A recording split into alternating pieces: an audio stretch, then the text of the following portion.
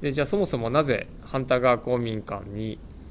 エジプトに公民館を作るきっかけとなった人物が訪ねてきました。その辺のエピソードを少し紹介するところから始めたいと思います。はい、で今ですね、画面のところにグローバル公民館というのがありますが、これは、世界中、場所関係なく学び合えるようなプラットフォームを作ろうという、真ん中に顔が載っているエジプト人のモハメッド・アブデル・ミギードさんですねの思いで今こういうページができています。下の方にちょっとスライドをいってください。これは日本の折り紙を作っている様子ですね。はい、このギドさんが、ある時ハンタ川公民館に訪ねてきました。でこのギドさんが訪ねてきたところからハンタ川公民館との出会いになりますが、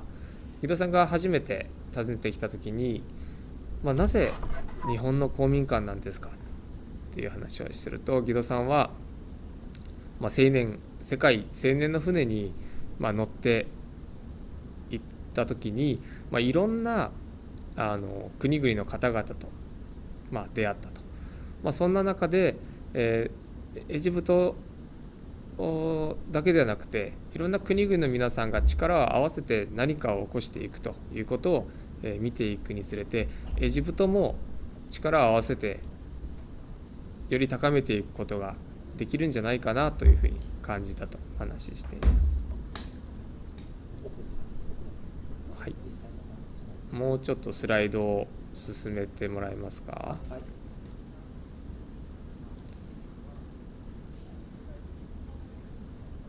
もう少し進めますね。はい、ギドさんはこうやってこれピラミッドなんですけども、ピラミッドでガイドもしておりました。はい、そのまま進みます。そうです。はい、もう少しいきますね。これ世界青年の船の様子が載っています。はい、そのままもう少し進みます。はい、教育こそが国の運命を変えるっていうね、ギドさんの思いを私にも伝えてくれました。でそのまま南に行って、ギドさんは日本の公民館を、知ることになります。そしてこれこそが今エジプトにすごい必要なものじゃないか。義務教育を変えるのは難しいけども、社会教育あるいは生涯学習を通したエジプトのより良い国にしていきたいという話をしていきます。はい、進んでください。そうですね。はい、いいですよ。ちょうどアラブの春というのがエジプトでも起こって、民主化の動きがエジプトにも出てきますが、そこでさまざまなクーデターが起こる中で刑務所からも人を脱走して、それから信号も止まって警察も止まってっていう時に、ク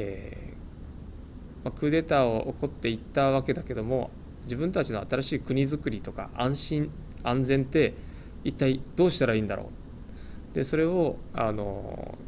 結局隣近所や地域のつながりが自分たちので作っていかないといけないんじゃないか、それを思ったギドさんがおりました。はい、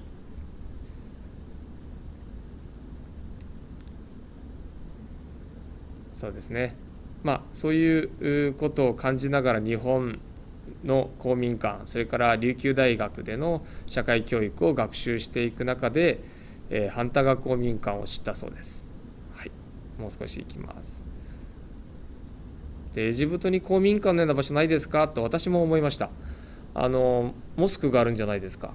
あるいはやっぱり自治会のような地域の拠点が自然発生的にあるんじゃないですかと思いましたが、世代を超えて、あるいは、裕福な方々から学校に行ってない方々までの差が日本より激しいので、同じように誰もが集える、誰もが利用できるっていう意味では、同じようなのはなかなかないということが、分かってきました。はい、進みます。はい、半田川公民館祭りに来た義堂さんが出てきましたね。はい、ありがとうございます。続きます。下に行きます。で、いいです。はい、同じ公民館でも、地域の人々が集まってはいるけど学びにつながってないっていうケースも義堂さんは見てきました。ただ場所があればいいんじゃないんだな。そこでしっかり学びがあって継続した地域づくりに反映されていっているところとなかなか行きにくいところがあるんだなっていうことを、義堂さんは調査の中で感じていったようです。エジプトに作りたいのは、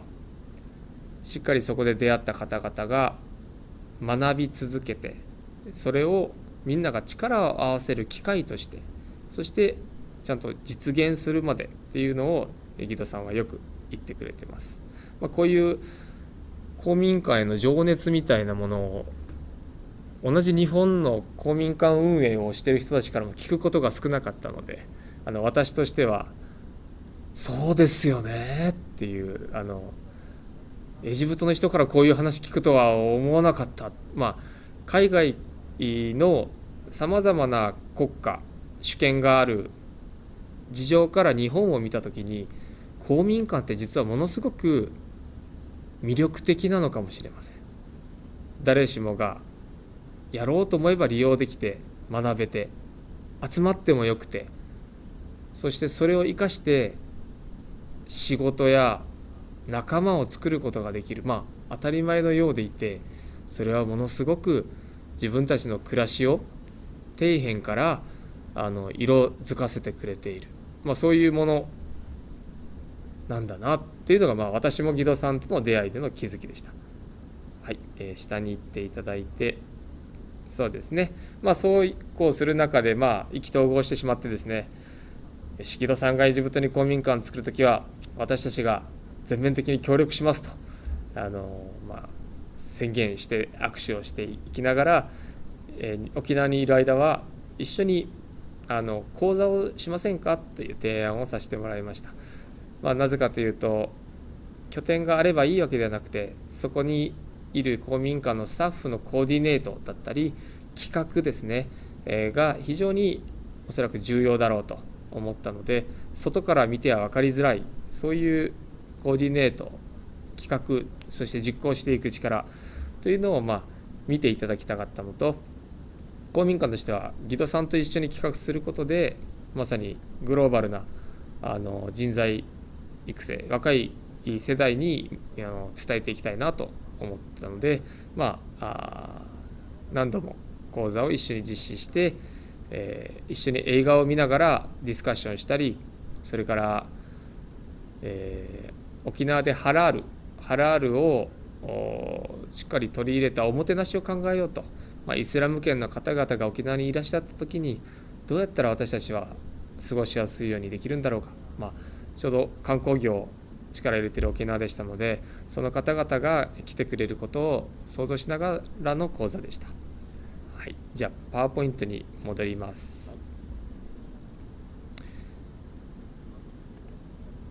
はい、次のページいきます。その義堂さんとの出会いがあって、義堂さんがそのままエジプトに戻っていきます。で、向こうで大学勉強を続けたり、それから、日本大使館で働いたりと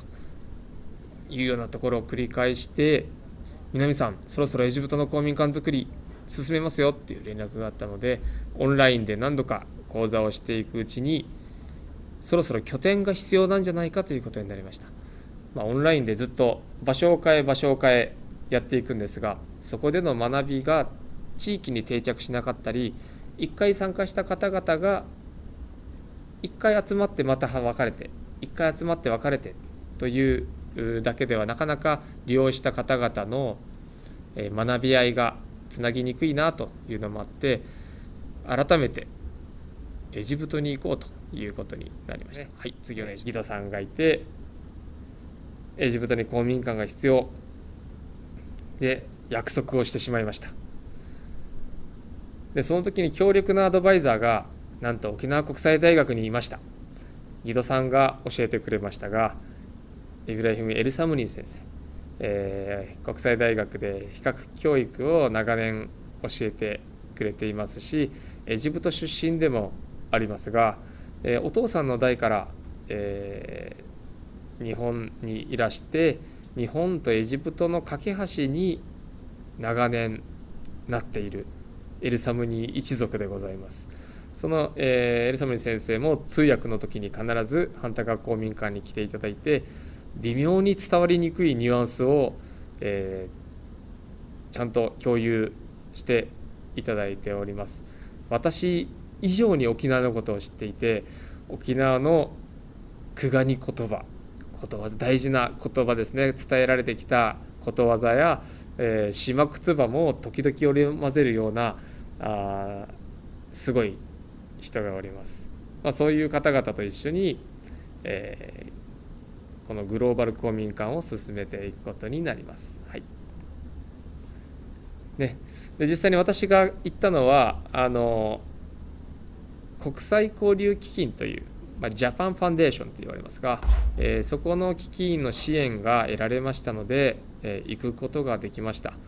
たまたまトヨタ財団、公益財団のトヨタ財団さんから、助成金をいただいたきっかけもあって、私のすぐ隣に座っていた、西山さんという方が、いましたが、彼はいろいろ取り組んでいることが多様で説明するのは難しい方ではあるんですが、こういういろんなシェアハウスというかシェアショップですね、いろんなシェアしていろんなチャレンジしたい方々が拠点を運営できるように、自己実現できるようにっていうのは民間の立場でやっている人ですね。そういう方も一緒になって、行きました。これはオールドカイロと言ってたので、エジプトの中でもものすごく古い地域になります。街を歩けばその辺りの施設が2000年前のものだよとか1000年前のものだよっていうのが現存しながら今も活用されていると、ちょっと私からすると時間軸がおかしくなりそうな、そういう街並みでございます。はい、次お願いします。ですね、これはカイトペイですね。エジプトの一番北側に地中海面するアレキサンドリアというところがあります。そこは世界で初めての図書館もある地域ですね。で、このカイトペイは要塞です。つまりは関所ですね。ローマ帝国、オスマン帝国含めてナポレオンもそうですね、みんなこの海から侵略してきたと。それだけ地中海側へのエジプトの危機感というものは大きかったようです。それだけにここでどういう情報源をまとめて戦略を練るための拠点としても図書館が保存し、それを生かしていくための学ぶ拠点ができていきました。もう大きな資料館でございました。ですね、そういう、戦争にも巻き込まれてきた場所でギドさんが、ぽつりと言ったこの言葉、私びっくりしたんですが、エジプトから外に侵略に行ったことはないよ。私たちはただこのナイルのそばにいたいだけなんだというふうに、言っていました。なるほど。エジプトの恵み資源を、欲しいというさまざまなところが攻め込んできた。でその都度エジプトは翻弄されてきたんだけどもっていうのを聞きながら、今のエジプトの代表的な挨拶、アッサラムアライカムって言うんですけどね、アッサラムアライカム、そしたら返答もアライカムアッサラムっていうんですけど、これ意味は何ですかと聞いたら、あなたの上に平和をという意味なんですね。いつもそうやって侵略され続けてきたエジプトの人たちが今日も平和であるということ、あなたが平和であるということが、挨拶になった。これはすごいことだなと思いましたし、沖縄も沖縄戦を抱えた地域ですので、平和な状態を続けていくっていうこと、そのことを忘れずに行動し続けるということが、これはもう沖縄だけじゃなくて世界中でみんなで分かち合って進まないといけないことだなというのを教わりました。エジプトに行くと私は必ずこのアッサラムアライカムの素晴らしさを逆に伝えるようにしております。人口ピラミッド一緒に載せてますが、日本は少子高齢化を言ってますよね。エジプトはまさにピラミッド状態です。私が日本の公民館で何が課題ですかと言われた時に、少子高齢化が始まっていて高齢者の孤立とかっていう話が出すと全然伝わらないんですね。全然伝わらない。もう2回ぐらい向こうで話してなんかおかしいなと思ったら、そうかと、若い人たちの仕事がない、あるいは若い人たちが何かを生み出していったり学ぶ意欲であったりエジプトを担っていく、そういう力機会がものすごい勢いで今求められているんだなということを感じました。なので向こうでは若い人たちが爆発的に増えていますが、その方々が必ずしも仕事に就けるわけではないですし、ましてやさまざまな家庭での親がやってきた仕事に左右されることも多いので、勉強すれば憧れた仕事に就けるというわけではないようです。そういう意味では、夢に向かってチャレンジする当たり前のようではあるんですが、それは日本はやろうと思えば、行こうと思えば高校まで行くことができるでしょうし、頑張って予算も工面して行政の支援も借りれば大学まで行けるかもしれない。あるいはそこまで進学しなくても仕事を見つけていくことができるかもしれない。仕事のステップをすることができるかもしれないですが、それはやはり恵まれている一つなんだなということは感じさせられました。そういう意味では若い人たちにとっての公民館というのが特に向こうでは求められていると思いました。はい、次のスライドお願いします。あっちこっち私訪問しましたね。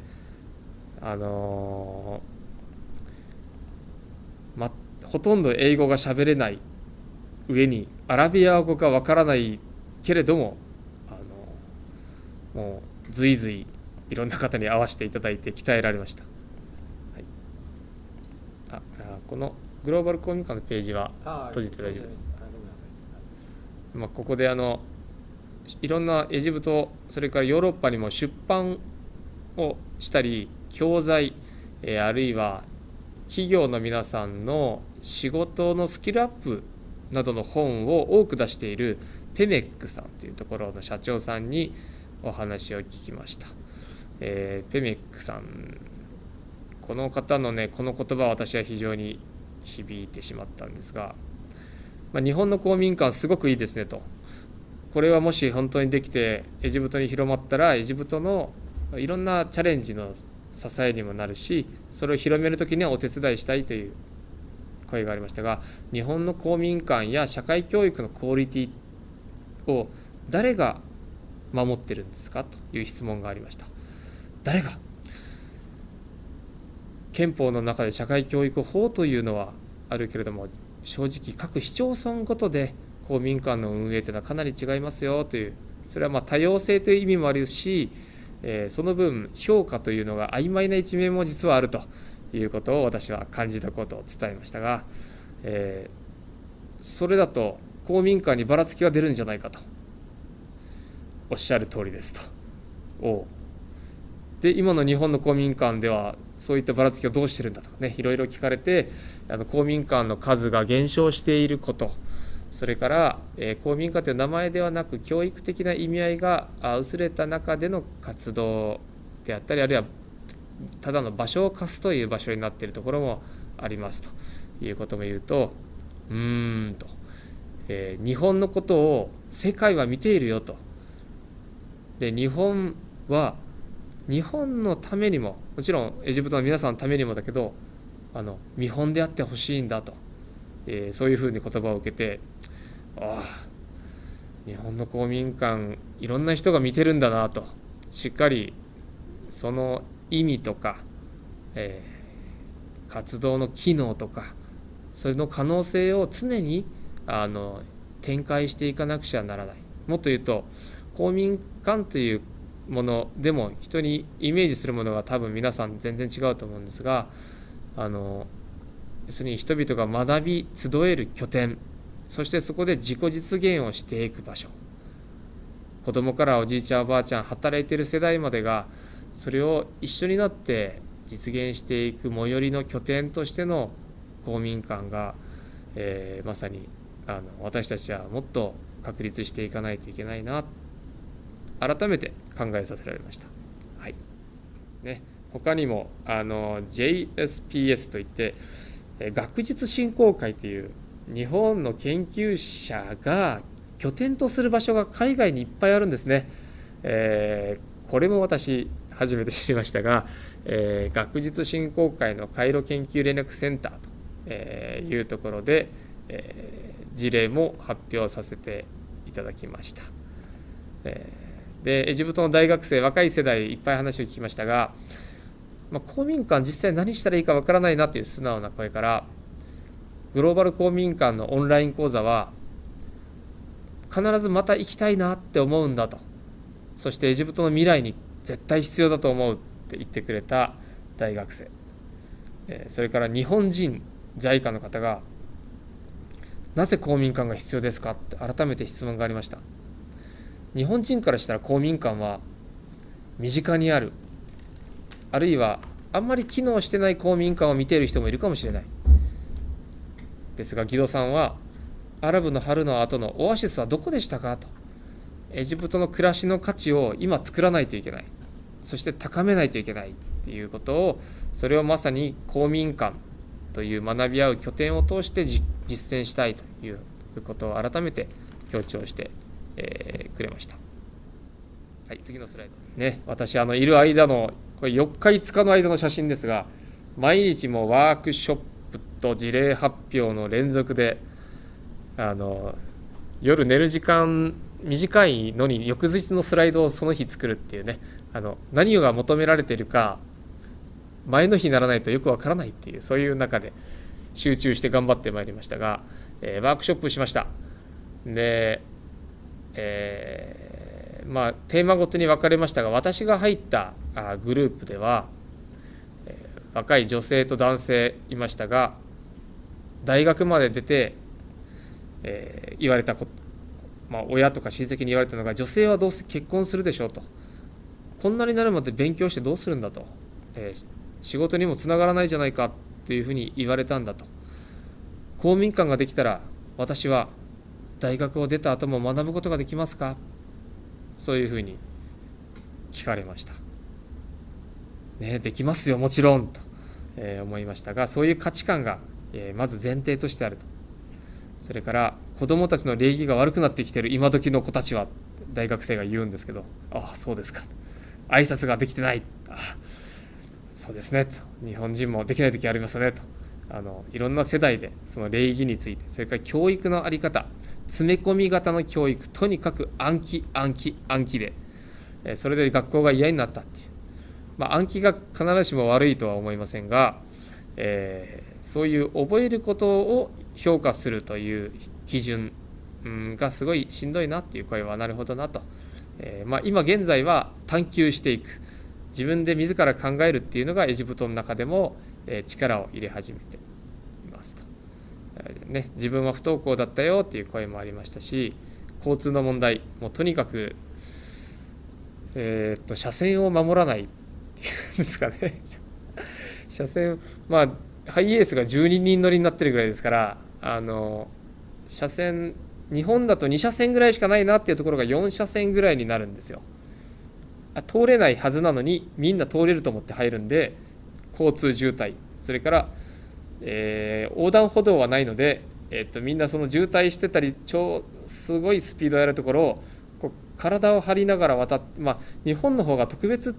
じゃないかとかえって言われましたけどね、日本の方が安全に渡れるように横断歩道とかね、当たり前にあるんですけど、そういうのはないけども、みんな交通の事情わからないと、それでやっぱり事故もあるで亡くなる人もいると。で小学生がトゥクトゥクのようなものをいっぱい運転してたんですよ。あれ小学生でしたよね今というと、そうだと。実はトゥクトゥクは車じゃないから免許がいらない、つまり取り締まりすることができないと言っていて、自転車でも大きい自転車って子供たち足つかないじゃないですか。あの状態ですよ。小学生5年生とかがトゥクトゥクブーンと運転して小遣い稼ぎをやっています。仕事なのか副業なのかわからないんですけど、たくましい一面、それでのやっぱり訓練するわけじゃないので事故も多いと、そういう中で交通の問題というのもなるほどと、そういうマナーの部分もそうでしたね。で日本の小学校教育がどんどんできているので、そことしっかり公民館が連携したらいいんじゃないか。日本の公民館でもそうですよね、学校との連携、これは非常に求められているところですし、ちょうどここのマイマイ那覇も隣が小学校という素晴らしい立地の場所ですね。まさにそういう子どもたちのが身近な居場所としても可能性があるなと思う。これはアインシャムス大学の教育学部長室でございます。学部長ね、真ん中の方々ですが、一緒に写ってる学部長、私の正反対側のところには、内閣府の直轄の担当省のトップの方一緒に同席してましたが、学び直しに力を入れたいと。つまり、幼い頃に学校に行けなかった、文字が書けないけども、そうすると仕事の幅が狭くなるので、働かない収入が少ない層が取り残されますよね。その層が改めて学び直していろんな仕事に就けるようにするということのところを一生懸命頑張っている、そういうことを教えてもらいました。公民館はそういうことにも連携できますかっていう、そういう交渉というか、そういうところでしたね。日本大使館の田中さんね、本当に文科省から派遣された方がたまたま日本大使館にいらっしゃって、公民館のこともよく知ってると、もうラッキーだったなと思いますが、そこで今、いろいろ事業を進めていますが、国際交流基金の後に私たちがエジプトでの公民館活動を支援していることを、文部科学省の日本型教育の海外推進事業というものに認定いただくことになりました。特にこの事業は、アラブ・アフリカ諸国に力を入れたいとたまたまその年出ていまして、であるならばとエントリーしたら、年に2件しか公認プロジェクトは出ませんが、公認のプロジェクトとして、伺うことができて、文科省の大きな事業の傘のもとに、この公民館づくりが進めることができています。もうね、行く先々でとてもそうすると大使館の方が同席するとよりもてなしていただいて、一地域の公民館長としては恐縮この上ないという状態になるんですが、非常にさまざまな事情を聞くことができましたし、期待の大きさを、受け止めております。行く先々で紅茶と一人一皿スイーツが出てくるんですけど、これもエジプトなりのおもてなしだなと思っていますね。これはアスワン大学の公開講座ですね。こんなに人が来るとは思わなかったですよね。これ私が公民館の実際にやってる事例を発表して、で何かチャレンジしたいと思った人っていうのを手を挙げてもらった瞬間の写真です。いろんな方々の、心に火を灯すことができたなら幸いだなと思いました。中には小学生の子どもも来ていましたし、帰りながら、日本人がアスワンに行くのもこの期間はもう少なくて、日本人珍しかったと思うんですよね。なので私折り紙をいっぱい持って行って、子どもたちいたので外で何人かだけ鶴を折りながらお話をしていましたが、鶴にもほらメッセージがあるじゃないですか。アッサラムアライカムとまさに一緒ですね。平和のメッセージ、アッサラムアライカって言いながらね、渡していくんですが、私は日本に行きたいんだっていう女性が一人長いこと質問がありました。その時私一人だったので、拙い英語で何を伝えようとしているのかなっていうのをワンモアって言いながら聞いてましたが、よくよく聞くと、自分の力で日本まで留学するって簡単じゃないんですよね。それは経済的なものもそうですし、この年頃になると言うなればお見合い、結婚して、世帯の中に入るというのがどうやら基本のようでした。そういう中で私はもっと学びたいんだ、日本に行くにはどうしたらいい、南さん日本に行くにはどうしたらいいんだという質問ね。こんなに学びたい人がいるんだな、日本のことを思ってくれる人がいるんだな。もちろん家族のご理解が大事だとは思いますが、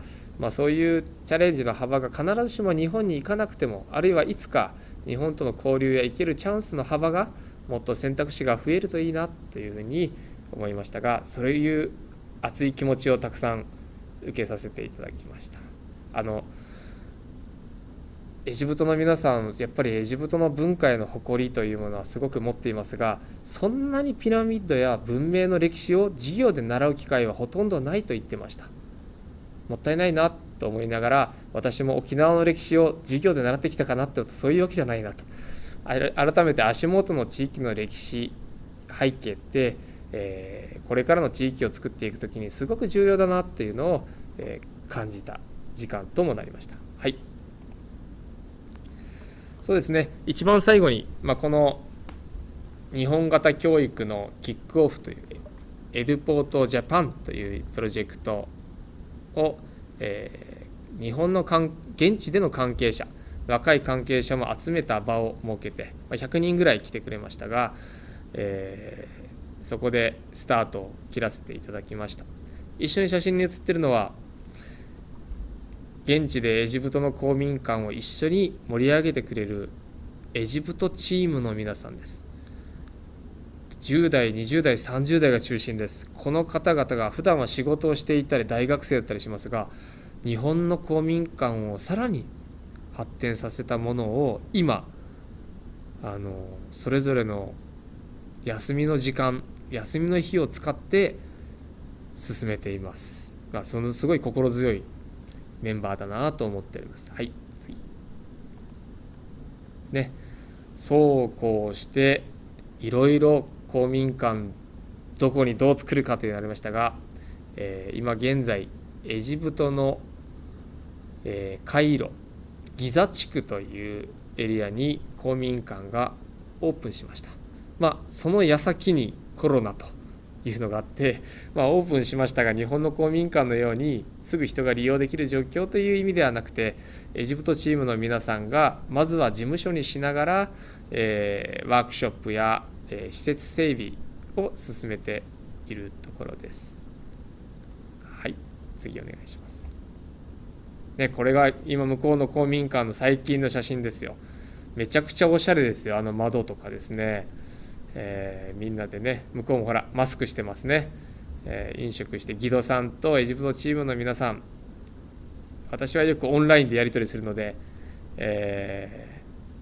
懐かしいですね。バサントさん、ハーガルさんですね、いらっしゃいますね。はい、